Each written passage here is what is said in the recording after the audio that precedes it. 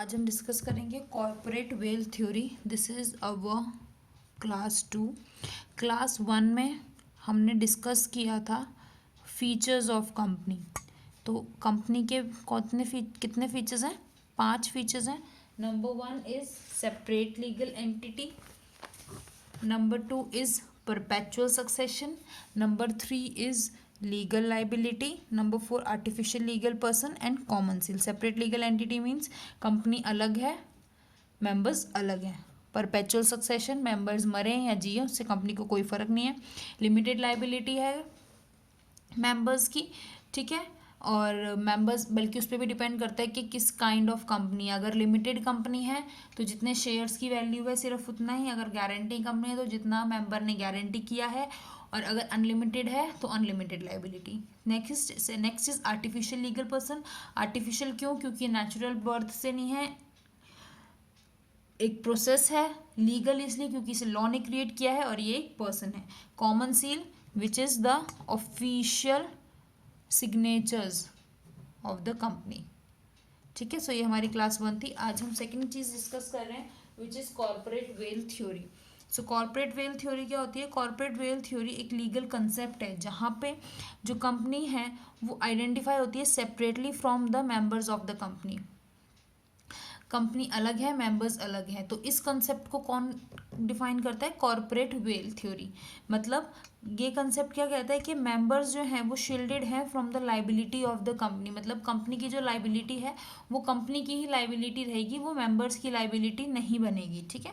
अगर कोई loan company ने लिया है या कंपनी ने कोई गलती की है तो वो कंपनी की ही गलती मानी जाएगी, मेंबर्स की गलती नहीं मानी जाएगी।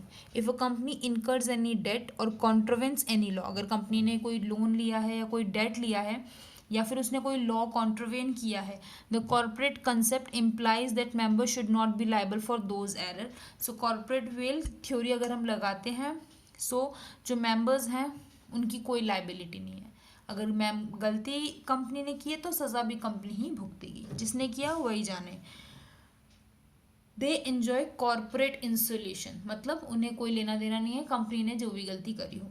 Company has its own existence, अभी तक हम यही पढ़ते आ रहे हैं कि कंपनी की खुद की एग्जिस्टेंस है।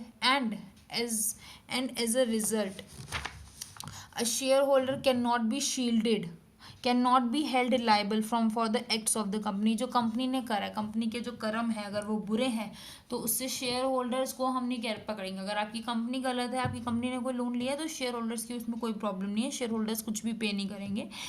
Even though they hold virtually the entire share capital, चाहे उन्होंने सारी शेयर कैपिटल होल्ड कर रखी है, but still they won't be held liable. तो सबसे पहला पॉइंट इसमें हमने क्या डिस्कस किया है? तो सबसे पहला पॉइंट इसमें आता है, it's a legal concept whereby company separately होती है मेंबर्स से, ठीक है।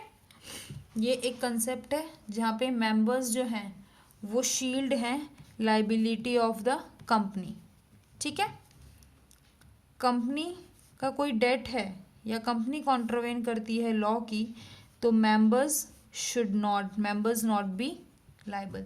तो उसके लिए मेंबर्स लाइबल होंगे। मैंने क्या बोला कि अगर कंपनी कोई डेट इनकर करती है या कोई लॉ कॉन्ट्रवेन करती है तो members should not be liable. Corporate isolation enjoy करते हैं ये लोग। एंड सेकेंड पॉइंट इज कि कंपनी की खुद की एग्जिस्टेंस है and as a result shareholders can not held liable, किसके लिए? Acts of the company, even they hold virtually the entire share capital. लेकिन अब आप यहाँ पे पॉइंट आएगा कि इसका मतलब कंपनी कुछ भी करे या मेंबर्स कुछ भी कंपनी से करा लें तो सारी गलती लाइबिलिटी तो कंपनी की होगी, क्योंकि बिकॉज कंपनी खुद कुछ थोड़ी करती है, ये सब तो मेंबर्स करते हैं। तो इसीलिए एक कॉन्सेप्ट आया है which is a lifting of corporate veil, ठीक है। सो इस कॉन्सेप्ट को हम आगे नेक्स्ट क्लास में डिस्कस करेंगे, ठीक है। So till then bye bye.